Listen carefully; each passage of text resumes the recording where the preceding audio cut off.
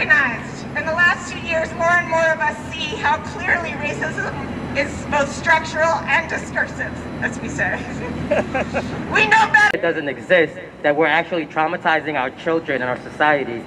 And my question to our Mayor Adams is that austerity is acceptable to so many of our elected and appointed officials because frankly they don't give a shit about our black and brown students. These leaders assume education is a right. Not just for the rich and white.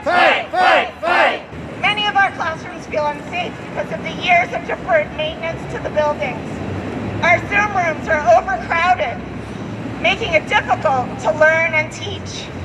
The semester's about to begin. We know that the class cancellations, the layoffs, and disregard for student, staff, and faculty needs is a product of the racism embedded in our institutions. How can we invest in ourselves when our government and our administrators won't invest in CUNY?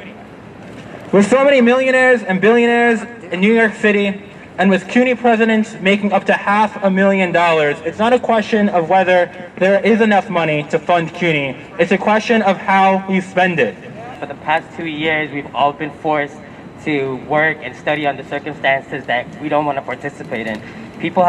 I've actually lost family members. I've had friends that lost family members to COVID, and it's not really the best place for us to go back mentally.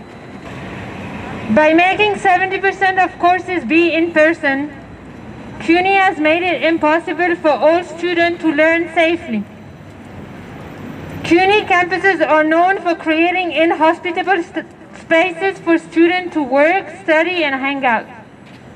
Many of us have been told, either directly or indirectly, that there just isn't enough money for what we want, right? That somehow we're being unreasonable, we're being, unrealistic, and that the money is just not there. But we all work for a public university, which means we can look up the budget and we can look up the salary. And I encourage you to do this at your own campus, but I'm going to give you a few highlights from Ostos Community College.